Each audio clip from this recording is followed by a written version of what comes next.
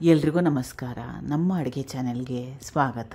ಇವತ್ತಿನ ವಿಶೇಷ ಆರೋಗ್ಯಕರವಾಗಿರೋ ಅಂಥ ಮೆಣಸಿನ ಸಾರಿನ ರೆಸಿಪಿ. ಇದು ಮಳೆ ಚಳಿಗಾಲಕ್ಕೆ ಒಳ್ಳೆಯದು, ಜೀರ್ಣಶಕ್ತಿ ಕೂಡ ಒಳ್ಳೆಯದು. ದಿನ ಬೇಳೆ ಹಾಕಿ ಸಾರು ತಿಂದು ಬೋರಾಗಿದ್ದ ಕೂಡ ಇದು ಒಂದು ಒಳ್ಳೆಯ ಆಪ್ಷನ್ನು. ಮೊದಲನೇ ಸ್ಟೆಪ್ಪಲ್ಲಿ ರುಬ್ಕೊಳ್ತಾ ಇದ್ದೀನಿ. ಕೇವಲ ಒಂದೇ ಸ್ಟೆಪ್ಪಲ್ಲಿ ಮೆಣಸಿನ ಸಾರನ್ನ ಮಾಡ್ಕೋಬೋದು. ಚೆನ್ನಾಗಿ ಹಣ್ಣಾಗಿರೋ 3 ಟೊಮೆಟೊ, 3 ದೊಡ್ಡ ಟೊಮೆಟೊನ ಉಪಯೋಗ ಮಾಡ್ತಾ ಇದ್ದೀನಿ.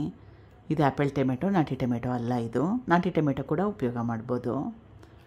ಜೀರಿಗೆ 1 ಟೇಬಲ್ ಸ್ಪೂನಷ್ಟು, ಸಣ್ಣ ಚಮಚದಲ್ಲಿ 1 ಚಮಚದಷ್ಟು ಕಾಳು ಮೆಣಸು.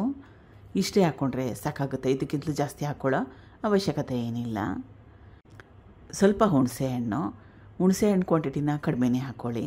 3 ದೊಡ್ಡ ಟೊಮೆಟೊನ ಉಪಯೋಗ ಮಾಡಿರೋದ್ರಿಂದ ಅದರಲ್ಲಿ ಹುಳಿ ಅಂಶ ಇರುತ್ತೆ, ಅಷ್ಟೇ ಸಾಕಾಗುತ್ತೆ. 1 ಟೇಬಲ್ ಸ್ಪೂನಷ್ಟು ಬೆಲ್ಲ. ಇದು ತಿಳಿ ಸಾರಿನ ಪುಡಿ 1 ಚಮಚದಷ್ಟು. ರೆಡಿಮೇಡ್ ರಸಂ ಪುಡಿ ಸಿಗುತ್ತಲ್ಲ, ಅದನ್ನು ಕೂಡ ಉಪಯೋಗ ಮಾಡ್ಬೋದು. ಯಾವುದು ಇಲ್ಲ ಅಂದರೆ ಸ್ವಲ್ಪ ಅಚ್ಕಾರದ ಪುಡಿ, ಧನಿಯಾ ಪುಡಿನ ಹಾಕ್ಕೊಳ್ಳಿ. 1 ಚಮಚದಷ್ಟು ಅಚ್ಕಾರದ ಪುಡಿ, ಅರ್ಧ ಚಮಚದಷ್ಟು ಧನಿಯಾ ಪುಡಿ ಹಾಕ್ಕೊಂಡ್ರೆ ಸಾಕಾಗುತ್ತೆ. 1/4 ಗ್ಲಾಸಷ್ಟು ನೀರು, ಕಡಿಮೆ ನೀರು ಹಾಕಿ ರುಬ್ಕೊಂಡ್ರೆ ಬೇಗ ನುಣ್ಣಗಾಗತ್ತೆ. ರುಬ್ಬಿದ್ದಾಗಿದೆ. ಮುಂದಿನ ಸ್ಟೆಪ್ಪಲ್ಲಿ ಬಾಣಲೆ ಇಟ್ಕೊಂಡಿದ್ದೀನಿ.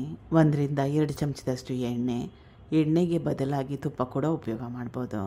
ಸಾಸಿವೆ ಸಣ್ಣ ಚಮಚದಲ್ಲಿ 1 ಚಮಚದಷ್ಟು.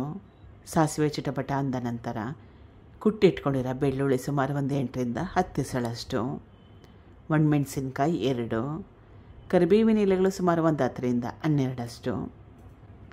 ಈ ಪದಾರ್ಥಗಳನ್ನ ಹಾಕ್ಕೊಂಡ್ಮೇಲೆ 20 ಸೆಕೆಂಡಷ್ಟು ಬಿಸಿ ಮಾಡಿಕೊಂಡ್ರೆ ಸಾಕಾಗುತ್ತೆ. ರುಬ್ಬಿಟ್ಕೊಂಡಿದ್ನಲ್ಲ ಅದು.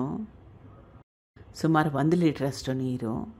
ಮೆಣಸಿನ ಸಾರು, ತಿಳಿ ಸಾರೆಲ್ಲ ತೆಳ್ಳಗಿದ್ರೆ ಚೆನ್ನಾಗಿರುತ್ತೆ. ತೋರಿಸ್ತಾ ಇರೋದು ಪರ್ಫೆಕ್ಟಾಗಿರೋ ಕನ್ಸಿಸ್ಟೆನ್ಸಿ. ರುಚಿಗೆ ತಕ್ಕಷ್ಟು ಉಪ್ಪು. ಈಗ ಚೆನ್ನಾಗಿ ಕುದಿಸ್ಕೋಬೇಕು. ಈಗ ರುಚಿಕರವಾಗಿರೋ ಅಂಥ ಮೆಣಸಿನ ಸಾರು ರೆಡಿಯಾಗಿದೆ, ಚೆನ್ನಾಗಿ ಕುದೀತಾ ಇದೆ. ಗ್ಯಾಸ್ ಸ್ಟವ್ನ ಆಫ್ ಮಾಡ್ಕೋಬೋದು. ಕೊತ್ತಂಬರಿ ಸೊಪ್ಪು ಕಡ್ಡಿ ಸಹಿತವಾಗಿ. ಹಸಿ ತೆಂಗಿನ ತುರಿ 1 ರಿಂದ 2 ಚಮಚದಷ್ಟು. ಬಿಸಿ ಅನ್ನದ ಜೊತೆಗೆ ಒಳ್ಳೆ ಕಾಂಬಿನೇಷನ್. ಇದು ಸ್ವಲ್ಪ ಮಟ್ಟಕ್ಕೆ ಹೋಳಿಗೆ ಸಾರು ಟೇಸ್ಟ್ ಕೂಡ ಬರುತ್ತೆ. ಟ್ರೈ ಮಾಡಿ ನೋಡಿ. ತೊಗರಿಬೇಳೆ ಹಾಕ್ಕೊಂಡಿಲ್ಲ, ಏನೂ ಬೇಡ. ಕೇವಲ ಒಂದೇ ಸ್ಟೆಪ್ಪಲ್ಲಿ ಎಲ್ಲ ರುಬ್ಕೊಳ್ಳೋದು, ಒಗ್ಗರಣೆ ಹಾಕ್ಕೊಳ್ಳೋದು, ಕುದಿಸ್ಕೊಳ್ಳೋದು, ಇಷ್ಟೇ ಸ್ಟೆಪ್ ಇದು. Thank you for watching. ಧನ್ಯವಾದಗಳು.